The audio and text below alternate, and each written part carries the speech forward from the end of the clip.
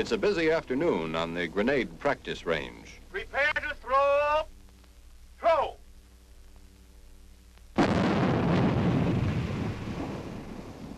Station number 3, take grenade.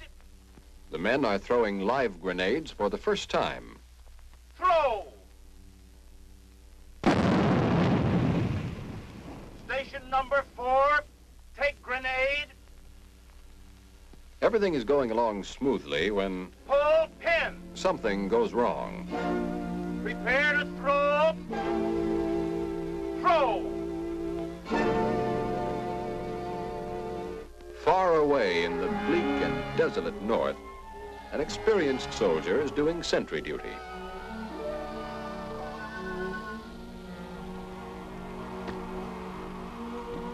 Suddenly, he's overcome by a wave of depression. At an Army training camp, Private X is on sick call for the 4th time in a week. His back hurts and he can't straighten up, but the medical officer has found nothing physically wrong with him. Overseas, a young officer is lost in some little town. He doesn't know how he got there or even what his name is. This soldier has been keeping to himself and acting strangely towards the other men. He thinks they're whispering about him.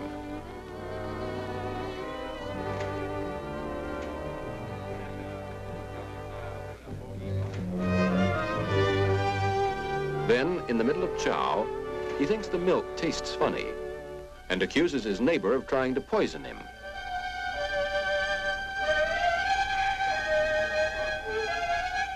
At a medical aid station, combat casualties wait to be treated. A jittery soldier, exhausted by combat experience, reacts to an unexpected noise.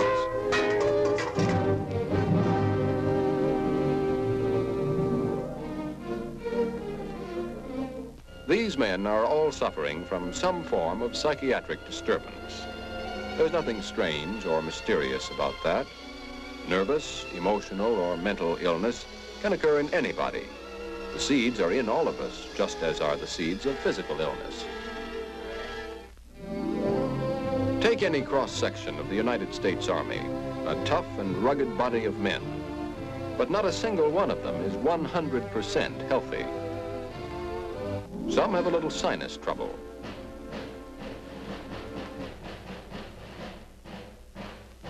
Some have periodic attacks of boils. Others have had repeated attacks of appendicitis, which may return in an acute form. More than half have been slightly infected with tuberculosis without even knowing it. But the scars of the old infection remain. Not one man in 100 has a perfect set of teeth. And each man's body carries millions of germs ready to attack should he be weakened by exposure or fatigue. Even the healthiest people aren't pure white healthy, or the sickest people solid black sick, unless they're dead. Instead, people are somewhere in between, neither white nor black, but some shade of gray. Most people are light gray, a lot of health mixed with a little sickness. It's the same with emotional or mental health. Slight mental or personality disturbances are present in everybody. No one is 100% perfect. Private Phillips worries too much, whether about a mortgage or a letter 2 days overdue. Green, without cause, feels that he isn't up to the standard of the rest of the outfit. Davis is quick-tempered, aggressive on the surface, but really oversensitive. He can't take orders or kidding. Becker has trouble making decisions. Parker feels he's always getting the dirty end of things.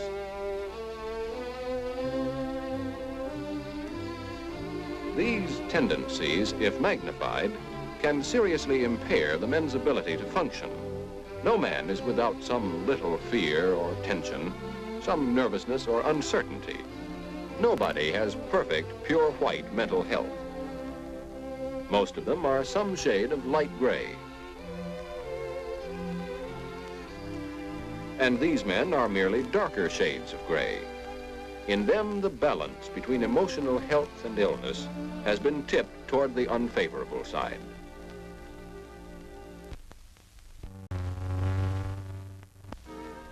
The foundations of physical and mental health are laid in infancy. A child is born with its lungs and digestive tract free of germs. But as it starts life in the outside world, it admits thousands of them. The newborn baby has very little permanent immunity or resistance to disease, but in fighting and conquering infection, resistance is developed and strengthened. An important phase of the building of physical health has begun. It's the same with mental health. Beginnings are made by tackling and overcoming small difficulties, such as learning to sit up. Little Bill Brown's wise and understanding mother gives him a sense of security, without which these first attempts cannot be made. Even here, she allows the child to develop self-reliance.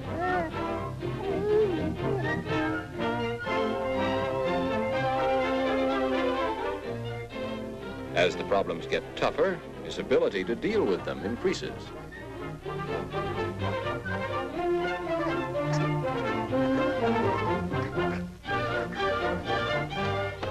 Bill Brown is now 2 years old.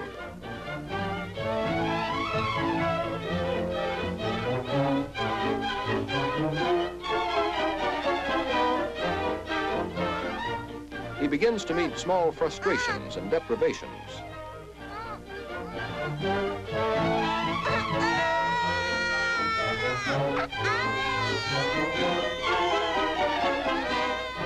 But having already built up a reserve of inner strength and security, he's able to handle his disappointments without too much trouble.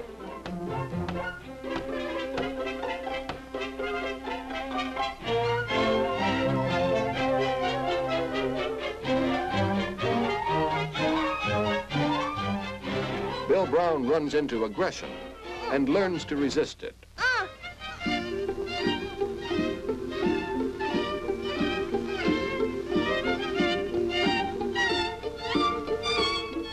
He learns cooperation and teamwork.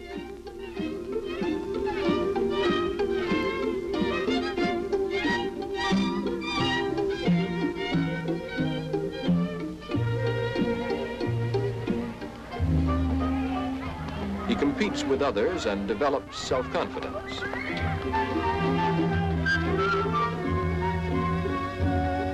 A wholesome and stable family relationship strengthens his sense of security. His natural striving to find an important place for himself moves in a useful and constructive direction. He develops healthy attitudes toward responsibility and authority.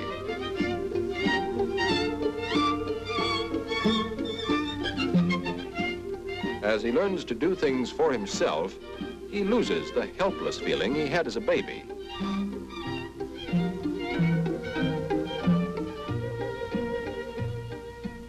He still needs his mother's love, but it's beginning to develop into a give and take relationship between two people.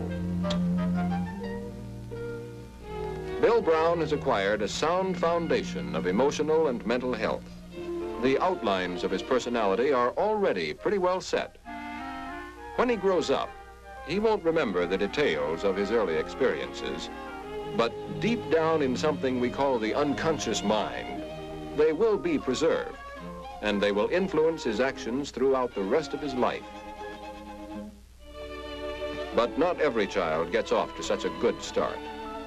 Joe Smith has a mother who is over-anxious, afraid to let him expose himself to the smallest danger.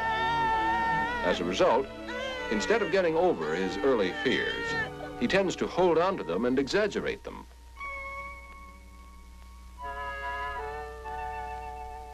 Joey might pick up a runny nose, so he's deprived of the chance to learn how to get along with others. He lacks inner security and is defenseless against aggression. A toy taken away from him becomes a tragic crisis.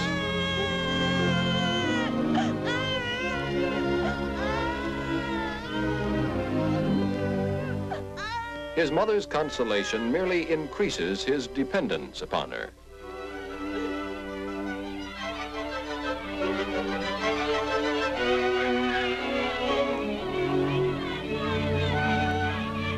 By now, his timidity and fear of getting hurt have become fixed.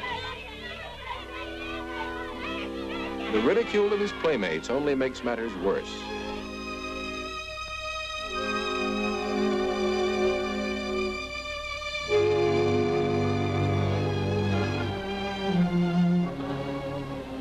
Joe Smith grows up into an oversensitive young man who makes few, if any, friends, doesn't go out with girls, and generally keeps to himself.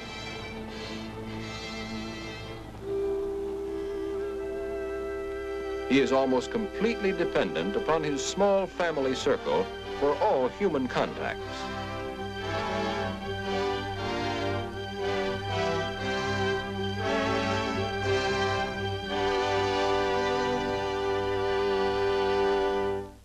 Of course, this needn't prevent Joe from being a good student.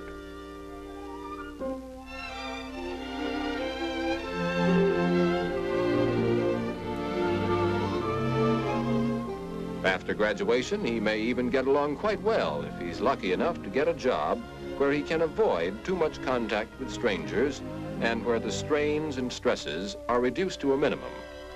But nonetheless, Joe Smith is a borderline case in terms of emotional stability.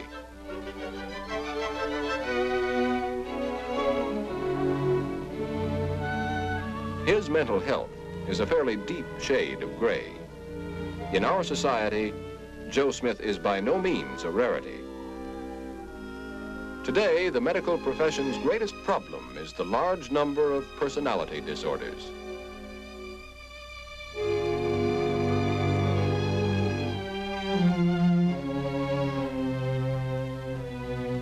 In private practice, 50 to 75% of all patients suffer from some degree of nervous, emotional, or mental disturbance.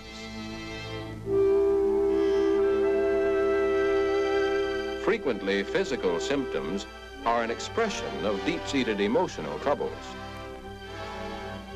Of hundreds of thousands of hospital beds in the United States, more than half are occupied by patients with serious mental illnesses.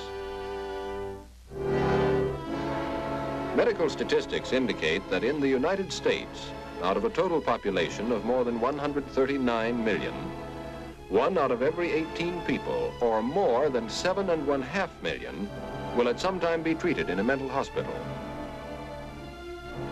A far greater number will suffer from less serious emotional illnesses. From this population, the American people, the personnel of the Army is selected. Some people may think that the neuropsychiatric problem of the Army can be solved at the induction stage by thorough screening. But to eliminate all potential breakdowns, it would be necessary to reject everyone with any trace of emotional or mental illness, and there would be no Army at all. Therefore, the medical department, using individual psychiatric interviews, eliminates only those who have little chance of withstanding the strains of Army life, those who are already casualties of civilian life.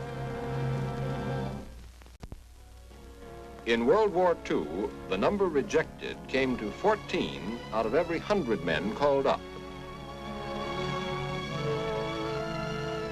It's impossible at the induction stage to predict which of those who remain will become casualties of the new stresses of Army life, for these stresses will vary widely in kind and degree for each man, depending upon assignment and other environmental factors.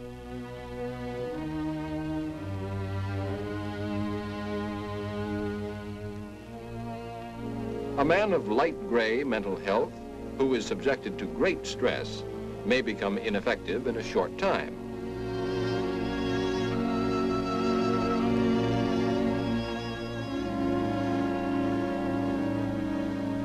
A man of darker shade who encounters milder stress may be able to stand the strain much longer.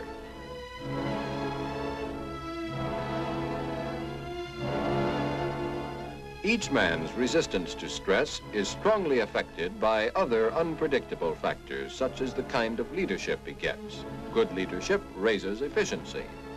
Bad leadership lowers it. It also depends on the incentive or desire to carry on. The stresses of Army life commence immediately upon induction. The recruit is yanked out of his civilian environment and plunged into a routine where individual freedom is replaced by regimentation. And privacy is thrown out of the window. A man isn't even alone when he goes to sleep.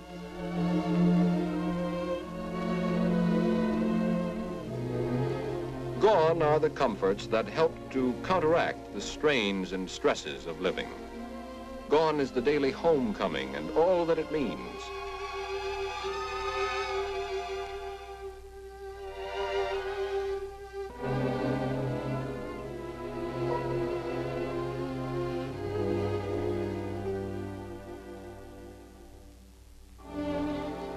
Any way you look at it, digging a trench is hard work.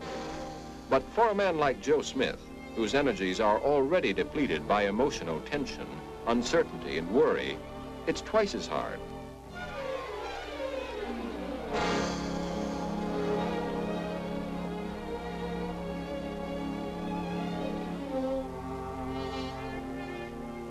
Joe is sweating it out, but he's a fish out of water, and the strain is beginning to tell.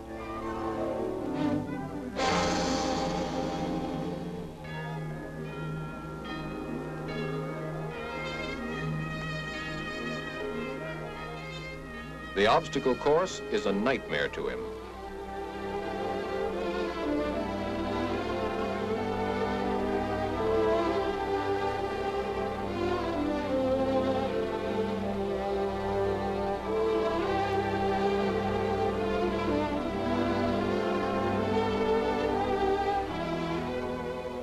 As in childhood, he's still afraid to jump.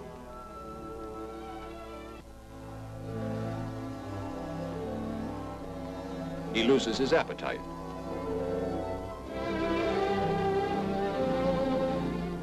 He sleeps poorly.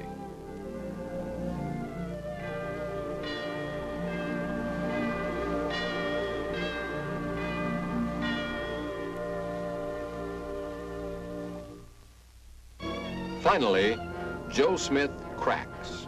He is undergoing an anxiety reaction, the most common form of psychoneurosis. The sentry has a depression form of psychoneurosis, in which the loneliness of the environment has been one of the crucial factors.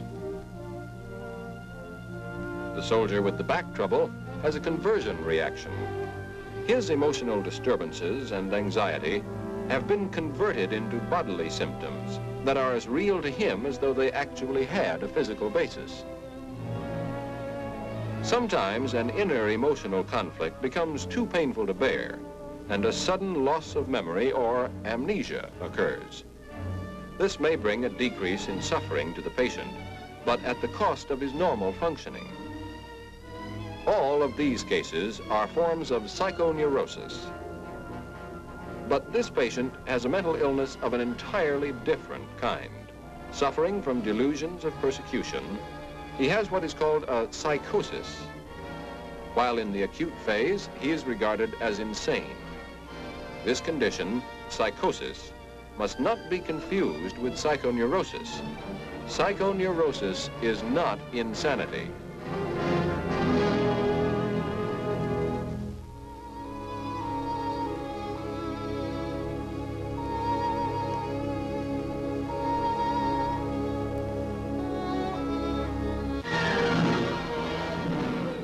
In dealing with any major health problem, the first step must be preventive, aimed at lightening the average shade of gray of our Army personnel. High morale is most important in this connection.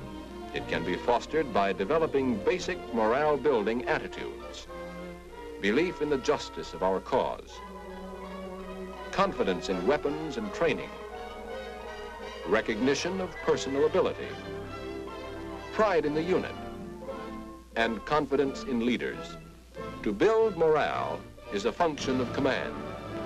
Morale is the first essential of preventive psychiatry.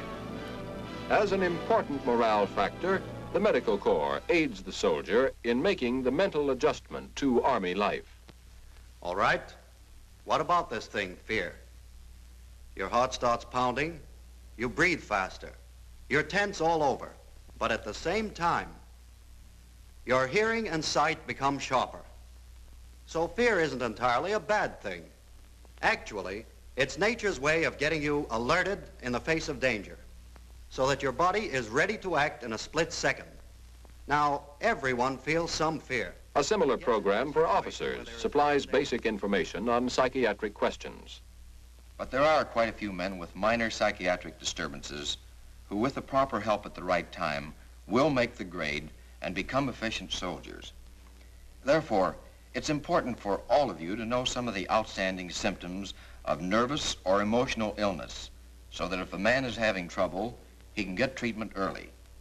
Now, suppose a quiet, mild-mannered Yes, soldier in every case, early treatment is essential before the condition becomes more severe and much harder to cure. Take Joe Smith. His commanding officer knows that his symptoms are not mere indications of momentary fright. He's been watching Joe for some time and realizes that he may be sick.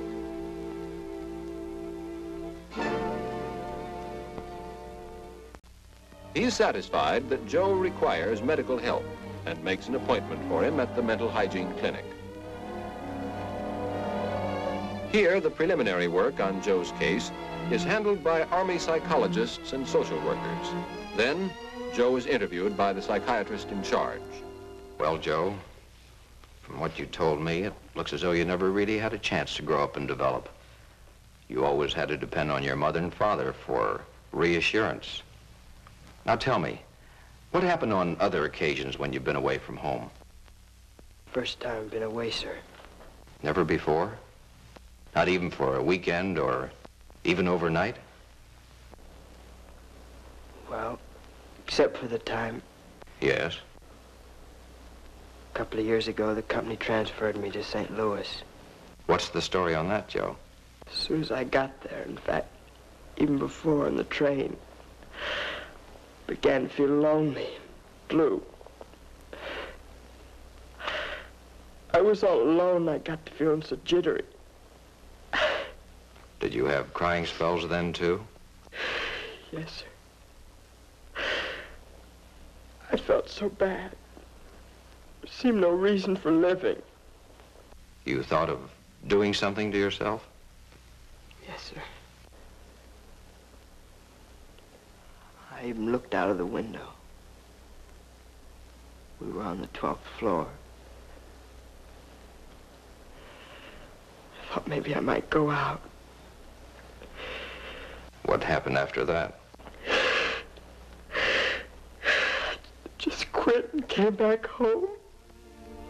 Though Joe Smith doesn't realize it, he is receiving his first psychiatric treatment. Already, the doctor is helping him to see himself more clearly and to understand his deep feelings of fear and inadequacy.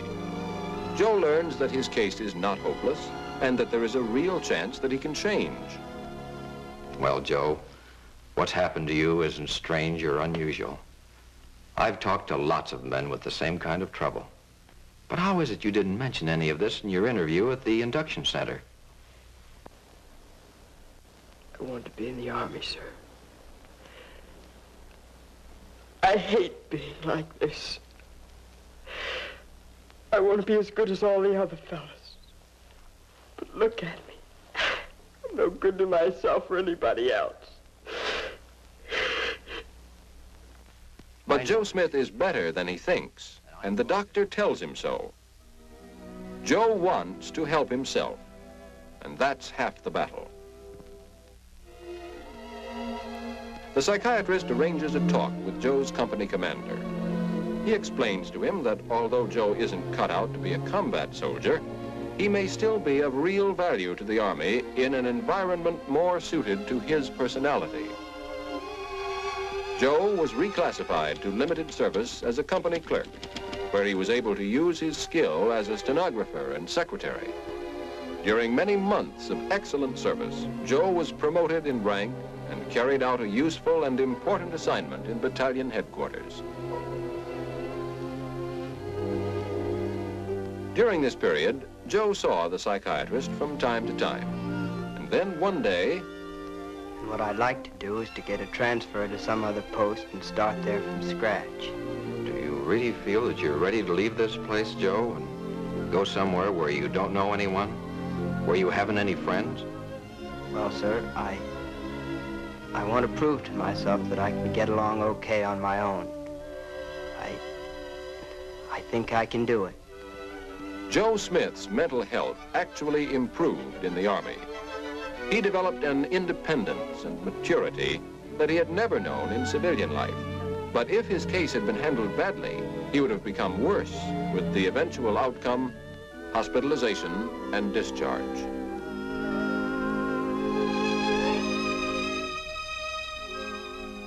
The depressed sentry, too, showed marked improvement after transfer from his isolated post to duty as a weapons instructor. Again, appropriate environmental change in itself helped the patient to overcome his personality disturbance and to continue his service to the Army.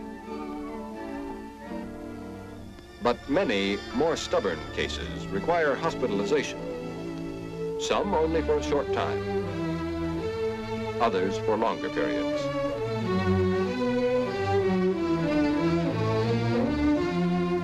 Some men have to be separated from the service. Among these are the more severe psychoneurotics and the psychotics.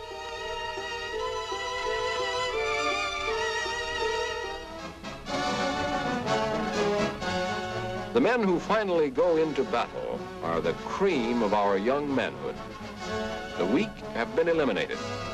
Those who remain have stood the test of months of strenuous training. Their average shades of gray, both physical and mental, are very light.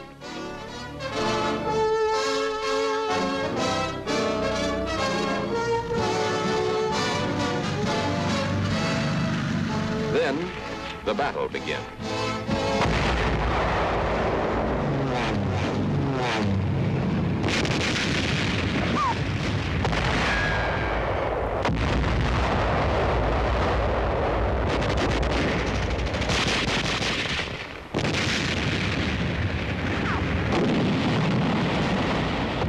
As the fighting progresses, the number of neuropsychiatric breakdowns is multiplied many times. Remember young Bill Brown? You saw his mother tuck him into bed and kiss him goodnight when he was a little boy.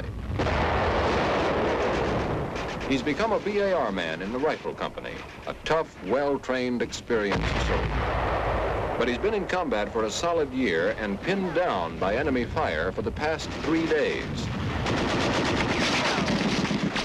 He's had about 4 hours sleep out of 72, and he's down to his last few rounds of ammunition.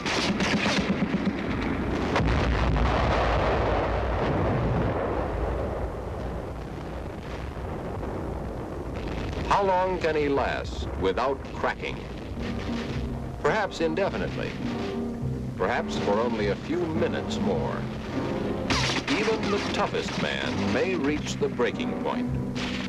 For in combat, emotional and physical stresses are enormously increased. The inner conflict between the soldier's pride, sense of duty and loyalty, his instinct of self-preservation, his natural fear of death and mutilation is greatly intensified. Add to this the weakening effect of physical exhaustion, and the setup is ideal for psychiatric breakdown. Yes, even such a healthy specimen as Bill Brown can be brought to the breaking point by the strain and tension of prolonged combat duty. For Bill Brown is a combat casualty, just as much as though he had been wounded by bullets or shell fragments. His is merely a different type of wound, requiring immediate and specialized treatment.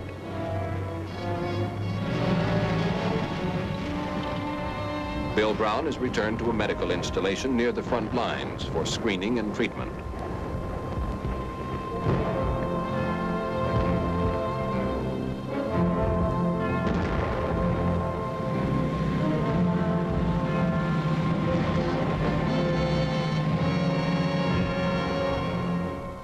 1 out of 5 combat casualties in World War II was a psychiatric case. At the clearing station, interviews with a division psychiatrist will determine the best treatment and disposition of Bill's case. Well, soldier, you've had it pretty tough.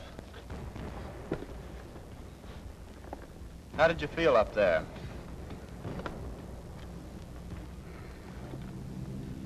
I don't know. All mixed up in my head. I just sort of lost control. You say you've never been like this before? Never before. Smoke? Bill Brown's anxiety reaction is fairly severe and is characterized by tremor and manifestations of panic.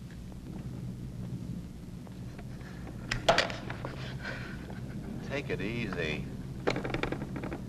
You're all right. You don't have to worry now. You're safe here. You get something to make you sleep tonight. Then tomorrow you'll go back to another hospital for a while and get a good rest. Kelly? Yes, sir? Bill Brown has had it tough, but with time and care, his basically sound personality will reassert itself. In a second case, the anxiety symptoms are milder. Tell me, soldier, what's your trouble? Well, sir, up on the line, we got into pretty heavy shelling. A couple of my men were killed.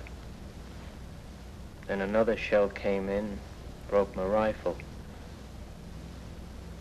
Picked me up and threw me off a ways. Yes. Go ahead. I guess I ran. Must have. To get 150 yards ahead of the company. Then what happened? When I came to, the lieutenant was shaking me. I was crying. Don't remember much after that. How do you feel now? Shaky inside now. What do you mean?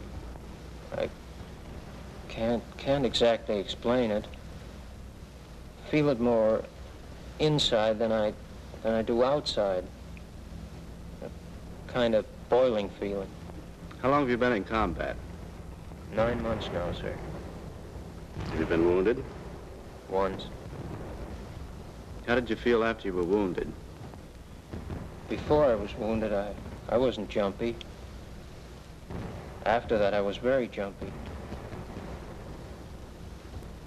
Guess I haven't got it anymore. The way I used to. You've had a common experience. Nothing to worry about. Your nerves are on edge. You're frightened. We'll see that you get a chance to clean up, get some hot chow, and rest. Here, reassurance is essential. The patient must understand that his case is not unusual and that it is nothing to be ashamed of. He's told that he will recover soon and completely. That's all. Thank you, sir. In the division area, the patient rests and relaxes under the supervision of experienced medical personnel. Here, sleep and plentiful regular meals exercise their beneficial effect. Relaxation and a return to normal social relationships promote a general sense of well-being.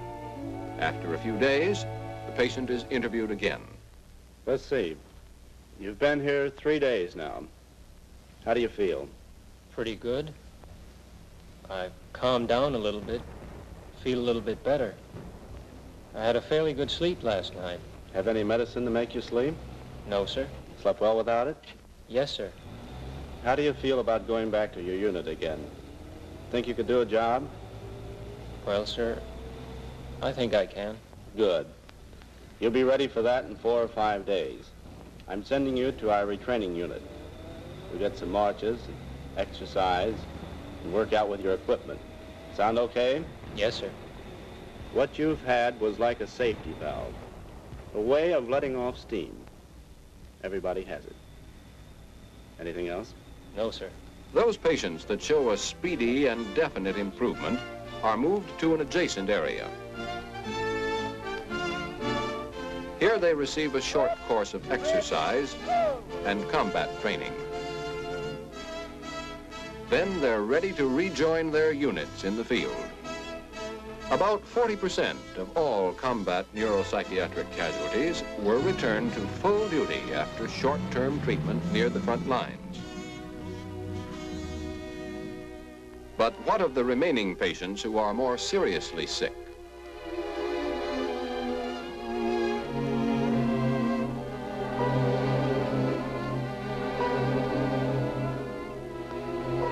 The further disposition of these cases is decided by the examining psychiatrist. What's your trouble? Go ahead, you can tell me. Can't stand seeing people getting killed. I can't hear you. Can't stand seeing people killed. Where did you see people killed? On front. What happened up there? Men on forward slope. Germans started shelling. We were trapped, couldn't get out. Go on, what happened? I was lucky. I hit under the bridge. Started shelling again. I went crazy. Started running. How do you feel about that? Leaving your buddies? Should be in stockade. How do you feel right now? All right. Nothing wrong with me. What were you afraid of? Everything. What in particular? What in particular? Dead. Dead what? Dead people. I can't hear you. Can't stand seeing dead people. What does that do to you? Scares me. Well, dead people can't hurt you. But I've been telling myself for years that I can't stand to look at it. Corporal, I'm going to send you back to another hospital where you can get some rest and treatment. In a couple of days, you'll begin feeling better. How does that sound to you? Anything but going back up there. Now, look, you're going to be all right. When you get back In addition to severe anxiety, the patient is deeply depressed. His speech and reactions are retarded, and he has a characteristic feeling of guilt. He will require more extensive observation and treatment in a psychiatric installation farther behind the fighting front. Just can't take... Often, a seasoned soldier reaches the breaking point after many months of duty. What happened? Well, I've been going quite a long time without any trouble. But now the shelling gets me. How long have you been in the Army? 34 months. How much combat? I went through Africa, Baltuno, Anzio, up to there. Ever lose any combat time? No, sir. You've had about 320 days then. Yes, sir. How long have you been a staff sergeant? Think about 4 months. Have you done a good job at it? Yes, sir. Until now. I'm no good now. What do you think's wrong with you now? Sir, I feel I've gone about as far as I can go. Feel I've taken about enough. Do you think you're sick? No, sir, but just no good anymore. can't stand shelling. Last time up there, broke down. What do you mean, broke down? Didn't know which way to turn. Ever have this trouble before? No, sir. How do you feel about leaving your men? Well, I feel pretty bad about it. But I'm no good to them anymore. I can't lead them. I might get them killed or get them wounded. Just no good. This is a typical example of chronic anxiety, sometimes called the old sergeant syndrome. Along with other severe casualties, he is sent to installations in the Army zone where additional facilities are available for prolonged psychiatric treatment.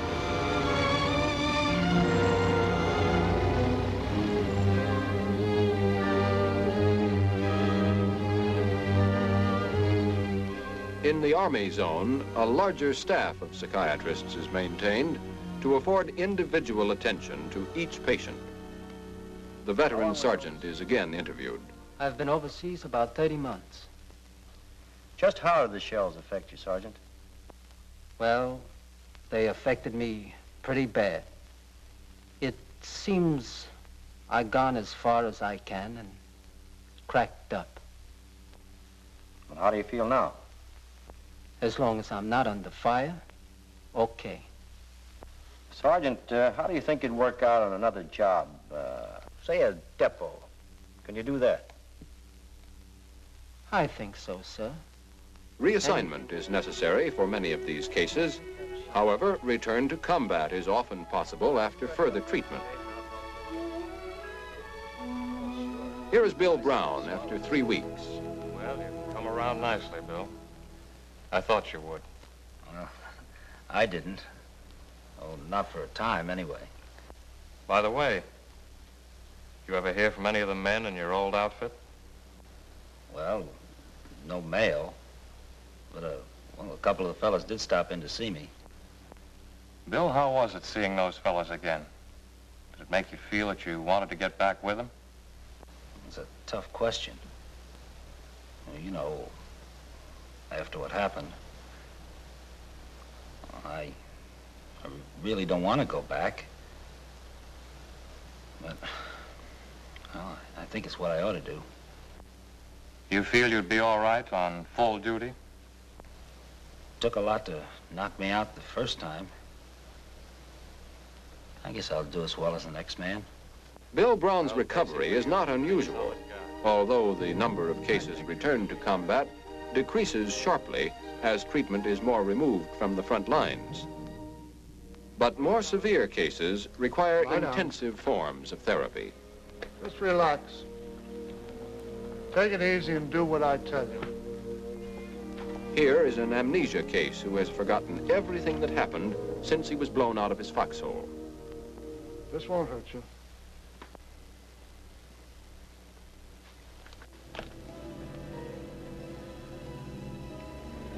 Count slowly now. 1, 2, 3. The injection of a sedative allows the patient to relive his battle experiences and, with the doctor's 32, help, go on. face them again.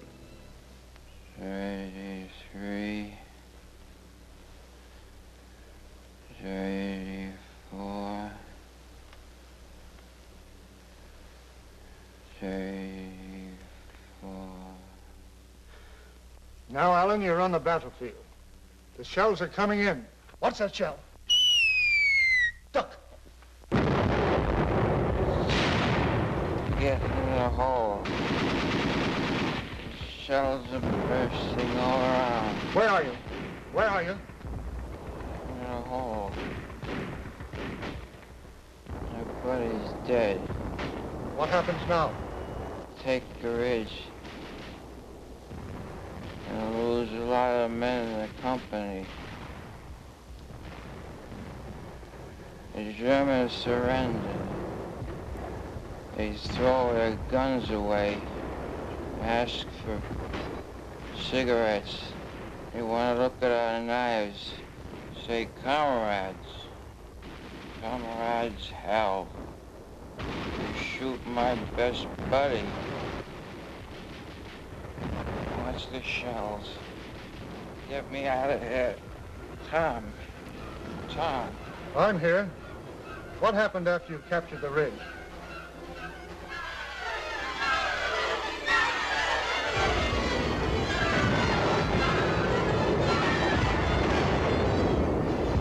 Will I have to go back there again? You'll be all right. You're safe now. Safe now. Wake up.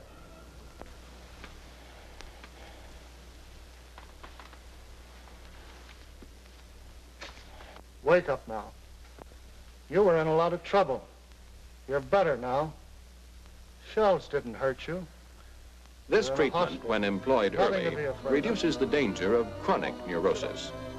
Although not a magic cure-all, it often produces dramatic results with the acute neuroses resulting from the stress of battle. Let's see, Corporal. The retarded patient in later interviews is still depressed and anxious, but his depression and feelings of guilt have lifted enough so that he is better able to respond to the interviewer. What sort of a person were you as a child? Wasn't sick much.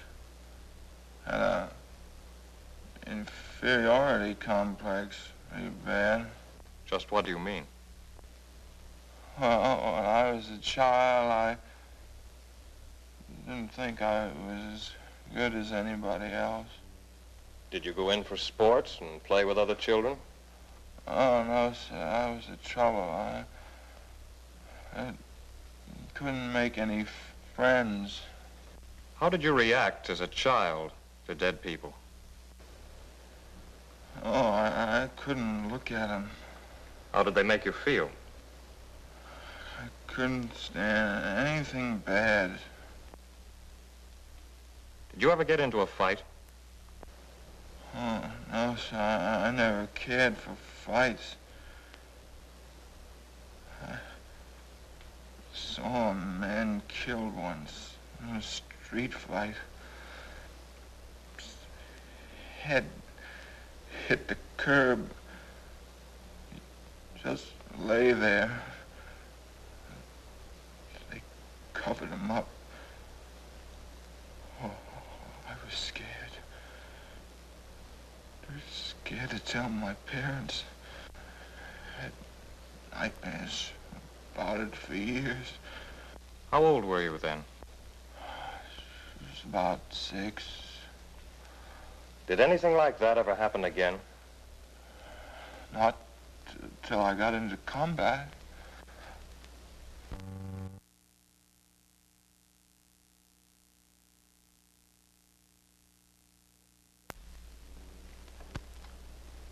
What do you think is wrong with you? Oh, I don't know, sir. Everything seems kind of hopeless. Well, it's not as bad as you think. I've seen a lot of people with the same thing. It'll take time, but you're going to be all right. This patient will need extended treatment at a hospital in the communication zone, or if necessary, in the zone of interior. Thus, he completes the chain of evacuation which started in the combat area.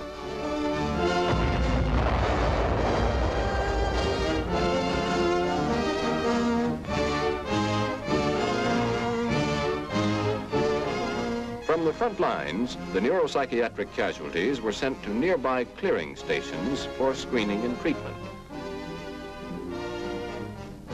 Here, approximately 40% of all neuropsychiatric casualties were returned to full duty. The remaining patients were evacuated to Army installations where intensive treatment salvaged an additional 20%. A large number were reassigned to limited service. More serious cases were then sent back to the communication zone level. At this level, only 1 to 2% will return to combat. Patients reassigned bring the total from base and Army level to nearly 30%. Approximately 10% of the original neuropsychiatric patients are evacuated to the continental United States. This system of neuropsychiatric treatment afforded early and intensive care. It returned a large proportion of soldiers to combat and salvaged many for useful reassignment. But for the more serious cases, the next step is evacuation and the long voyage home.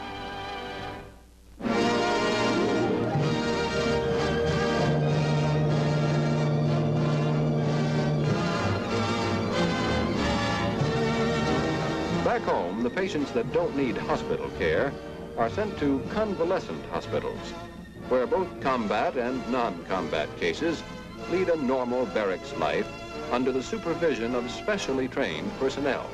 The battalion commanders are medical officers. Severe cases, both combat and non-combat, are treated at the general hospitals, some of which are devoted exclusively to the care of neuropsychiatric patients. Here, all techniques of psychotherapy are employed.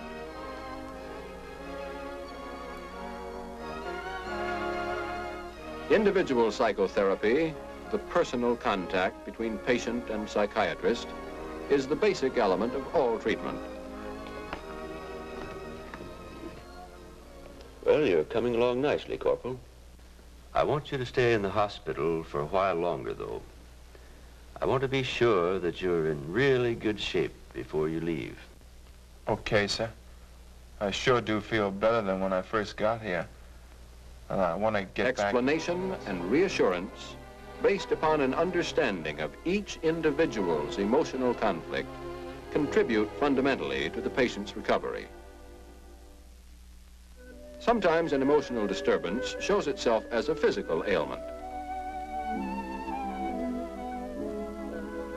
Here, an inner emotional distress has been converted into a form of paralysis. In this type of case, treatment under narcosis may yield extraordinary results. Here again, a sedative is employed.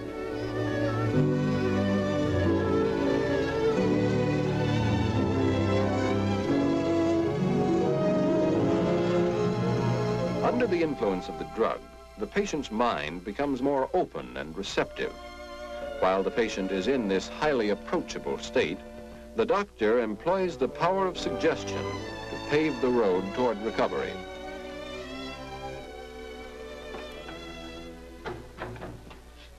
Now you're going to get right up and walk. Come on now, sit up.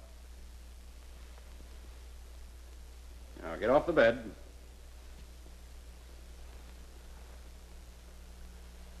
Put your feet right down on the floor.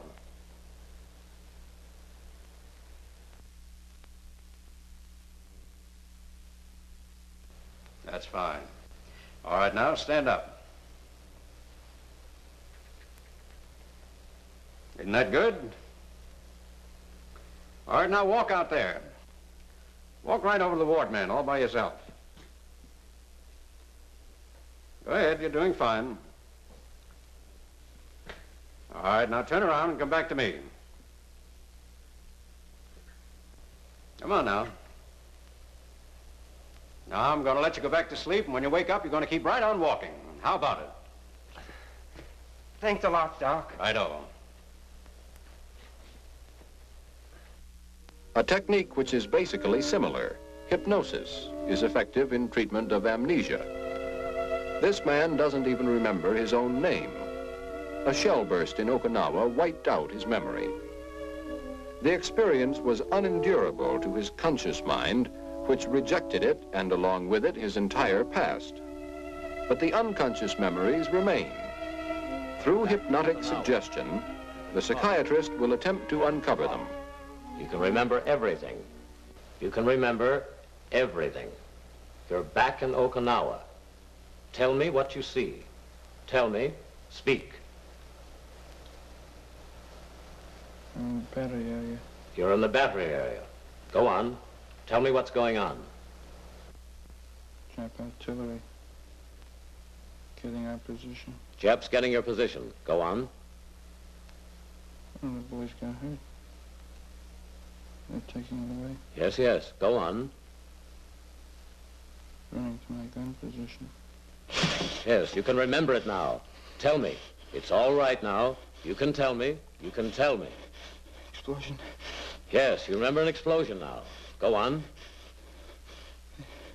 They're carrying me across the field. Across the field. Go on. They're putting me on a stretcher. Yes, yes. All right. Go on. They're still throwing shells. Go on. You can see everything clearly now. I'm in a truck. Why are you fearful now? Don't want any more. You don't want any more. No. You want to forget it, but you're going to remember it because it's gone now. It's gone. You're back here now. You're away from Okinawa. You have forgotten it, but you remember who you are now. Who are you?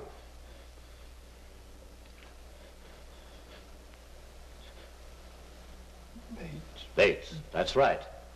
Full name now. Donald Bates. Donald Bates. That's right. Now your mother's name.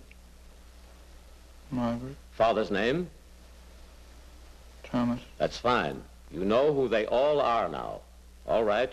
You're coming back with us now. But this is going to stay with you. You're going to remember it all. You're going to remember about Okinawa. You're going to remember about the shells and the bombs out there. But they won't hurt you now. You're at ease and relaxed.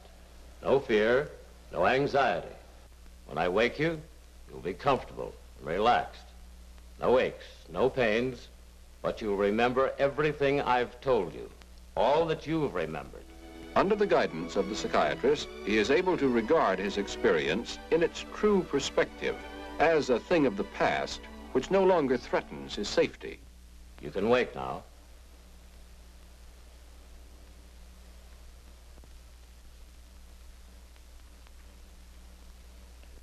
Well, how are you? Pretty good. Now he can remember.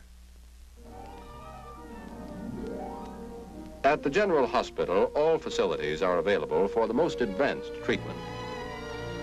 Electroshock therapy is remarkably effective with certain acute psychoses.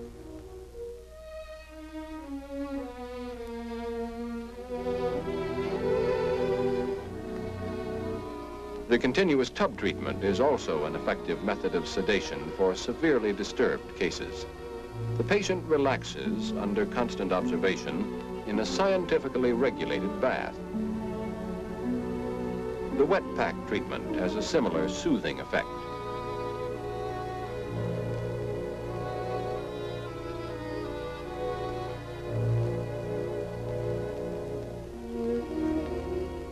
Individual treatment is supplemented by group activities. Particularly important is group psychotherapy. Let's think of it a little bit like this. We want to get you out of your feeling of isolation. Therefore, it is important that you learn to understand something of the basic cause of your distress. That you learn to understand. The patients are given some information as to the cause of their condition and under skilled direction discuss their difficulties, helping each other to overcome the false sense of shame that often accompanies mental and nervous disorders. Your inner conflicts are, with variations, common to all men. Many of these conflicts start way back in early childhood. No doubt you men will find it easy to recall things that disturbed your feeling of security in childhood. Fears, hatreds, jealousies, and so on. Let's see if you can give some illustrations of this kind. Well, if I did anything wrong that I was ashamed of, I was always ashamed to go and tell my parents what I'd done. Well, that's about how I felt, too. I kept it to myself if I did anything wrong, and I know I used to be in a constant fear that my parents would find out what I was doing. Well, you both did about the same thing. In other words, you both used the same method to get relief from anxiety. In the occupational therapy shop, art and craft work establish a new confidence through the satisfaction of a job well done. Some patients try their hands at specialized vocational skills in which future employment offers a strong incentive. Supervised exercise affords a feeling of health and physical well-being.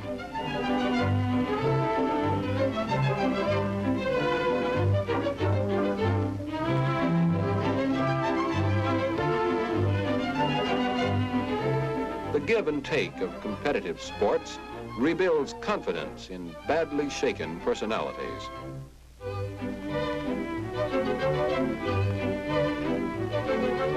As a cooperative member of a group, the patient soon begins to feel at home again.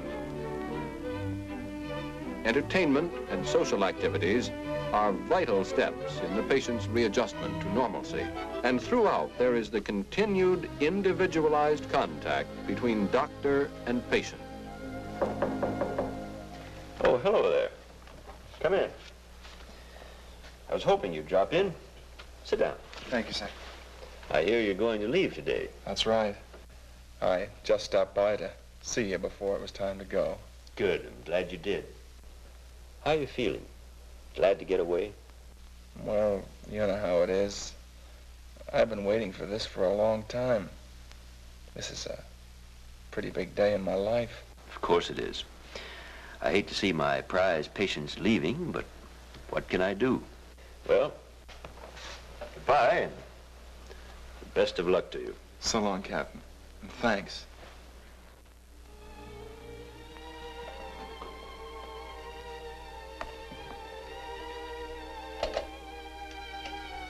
Summary and discharge note on... The patient leaving the hospital after long treatment is an end product of the Army's neuropsychiatric program. This program deals with complex and difficult problems, which have their beginning where the Army begins, in the induction center. At this early stage, the first preventive step is taken to protect the individual as well as the Army. Careful screening assures that only the healthiest of our civilians enter the service. The preventive approach is implemented by an educational program in mental hygiene. Emphasis is placed on those facts which build and sustain the morale of Army personnel. When psychiatric breakdowns threaten or do occur, understanding and cooperation, plus immediate recognition of early symptoms, followed by prompt treatment, promote a rapid return to health. Until proven otherwise, even the most serious cases are regarded as salvageable. All these elements combine to make the most of the human resources that are the backbone of any army.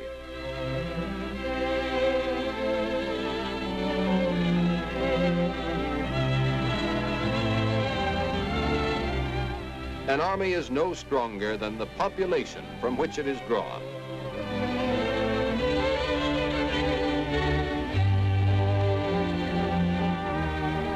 To keep America strong, we must strive to improve the physical and mental health of the whole nation through a deeper understanding of those factors which darken or lighten the all-important shades of gray.